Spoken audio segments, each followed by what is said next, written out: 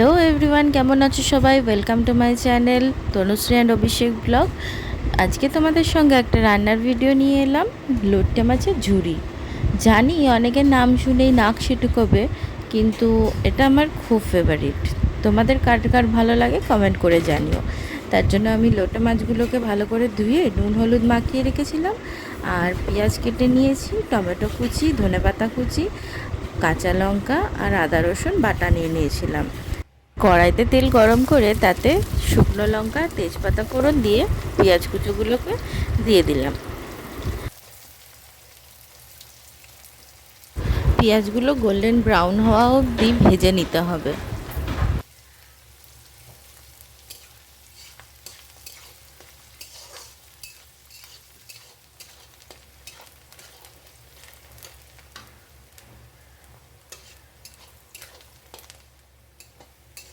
এবার তেলে দিয়ে দেবো কাঁচা লঙ্কা আর আদা রসুন বাটাটা।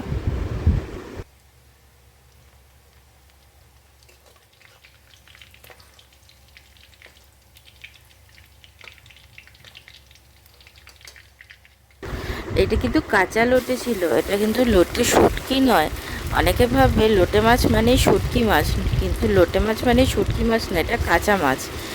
পেঁয়াজটা ভালো করে লাল লাল করে ভাজা হয়ে গেছে। এবার দেখো আমি আদা রসুন বাটা আর কাঁচা লঙ্কাটা দিয়ে দিয়েছিলাম, দিয়ে এটাকে ভালো করে নেড়ে কষিয়ে নিতে হবে। পেঁয়াজটা একদম গোল্ডেন ব্রাউন করে নিতে হবে, খুব লাল করলেও হবে না। এবারে ওই আদা রসুন বাটাটার পরে হলুদ গুঁড়ো, কাশ্মীরি লঙ্কার গুঁড়ো, জিরে গুঁড়ো, ধনে গুঁড়ো আর নুন দিয়ে দিলাম স্বাদ মতো। এবার মশলাটাকে কষিয়ে ভালো করে কষাতে হবে।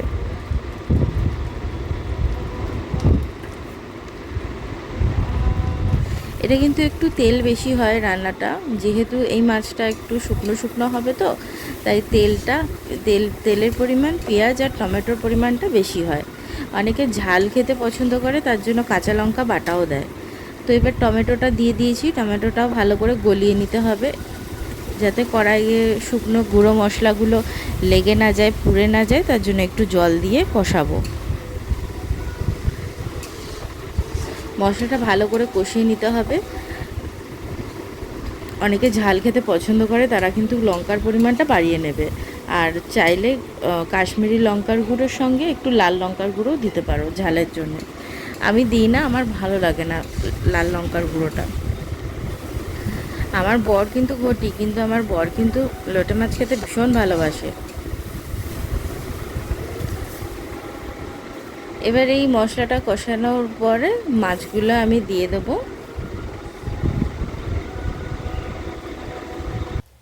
মাছগুলো একে একে কড়াইয়ের মধ্যে দিয়ে দেবো। মাছগুলো নরম, খুব বেশিক্ষণ টাইম লাগে না। মাছটা গোটা আমি রান্না করি না, মাছগুলো থেকে আমি কাঁটাগুলো ছাড়িয়ে দেবো, নাহলে কাঁটাগুলো ভাত খাওয়ার সময় মুখে পড়লে খুব বাজে লাগে।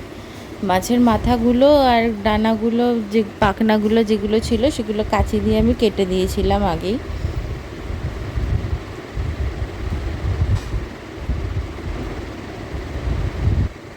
মাছগুলো দিয়ে ঢাকা দিয়ে দেবো, আর গ্যাসের আঁচটা একদম কমিয়ে দেবো, যাতে ভাপে মাছটা একটু নরম হয়ে যায়। ঢাকা তুলে দুবার দেখে নিতে হবে মাছটা নরম হয়েছে নাকি। মাছটা নরম হয়ে গেলে আস্তে আস্তে কাঁটাগুলো বেরিয়ে যাবে। মাছটা আরেকটু নরম হতো, তাই জন্য আমি আবার ঢাকা দিয়ে দিলাম। এবার মাছটা একদম পুরোপুরি নরম হয়ে গেছে। এবার একটা কাঁটা চামচের সাহায্যে আস্তে আস্তে মাছগুলো থেকে কাঁটাগুলো, বড় কাঁটাগুলো বের করে নিই। মাছের যে মাঝখানের যে বড় বড় শিরদাঁড়ার কাঁটাটা থাকে, সেটা আমি বার করে নেব। অনেকে কাঁটা সমেত রান্না করে, কিন্তু আমার বর খেতে চায় না।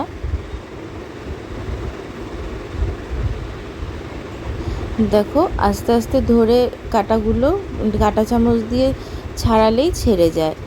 আমার সব কাঁটাগুলো ছাড়ানো হয়ে গেছে। এবারে জলটা পুরোপুরি শুকিয়ে ফেলতে হবে, যে জলটা রয়েছে। এটা একটু টাইম লাগে রান্নাটা হতে। এই যে কাঁটাগুলো আমি আলাদা করে নিয়েছি। এর মধ্যে একটা পাতিলেবু বা গন্ধরাজ লেবু, যেই লেবু তোমাদের কাছে থাকবে সেই লেবুর একটু রস দিয়ে দেবে, যাতে আষ্টে গন্ধ না লাগে। বা লেবু দিয়ে মাছটা আগে মাখিয়েও রাখতে পারো। আমি এখনই লেবুটা কষাতে কষাতে দিলাম। দেখো জলটা পুরোপুরি শুকিয়ে গেছে, আমার মাছটা প্রায় হয়ে এসছে, আর 10 মিনিট মতো রাখলেই মাছটা কমপ্লিট হয়ে যাবে। আবার আমি ঢেকে দিলাম। আঁচটা সম্পূর্ণ লো আঁচে করতে হবে।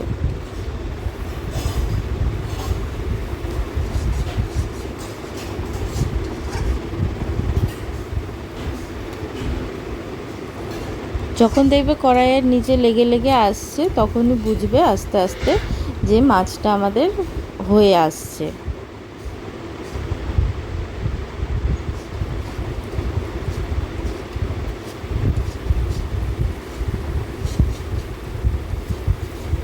এই টাইমে কিন্তু সম্পূর্ণ পুরোপুরি ভালোভাবে নাড়তে হবে, না নাড়লে নিচে লেগে যাবে, পুড়ে যাবে। মাছ আমার প্রায় রেডি। এবার একটু গরম মশলার গুঁড়ো দিয়ে দিচ্ছি।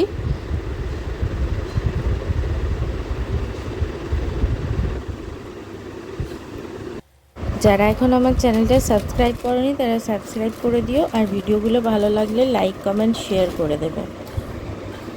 তোমরা না সবাই আমার ভিডিও দেখো কিন্তু সাবস্ক্রাইব করো না, এটা আমার খুব খারাপ লাগে। প্লিজ আমার চ্যানেলটা সাবস্ক্রাইব করে দিও, আর ভিডিওগুলো ভালো লাগলে একটা করে লাইক করে দেবে, তাতে আমার ভিডিও বানাতে আরও ভালো লাগবে। এবারে একটুখানি ধনেপাতা কুচি ছড়িয়ে দিলাম। সবাই একটু ভিডিওগুলো শেয়ার করে দিও, লাইক করে দিও, আর কার কেমন লাগছে ভিডিওগুলো দেখতে একটু কমেন্ট করবে। দেখো আর লোটে মাছের ঝুড়ি পুরোপুরি শুকিয়ে গেছে।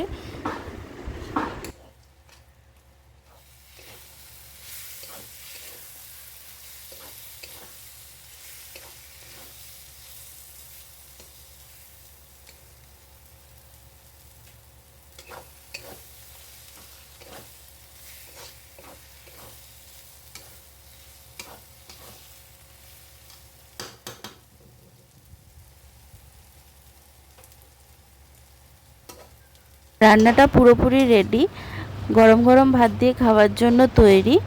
এবারে গ্যাসটা অফ করে মোটামুটি 2 থেকে 3 মিনিটের জন্য ঢাকা দিয়ে রাখতে হবে, কারণ কড়াইতে যে তেল মশলাটা লেগে থাকবে সেটা উঠে আসবে। এবার এটা গরম গরম ভাত দিয়ে খেয়ে বলবে কিন্তু কেমন হয়েছে।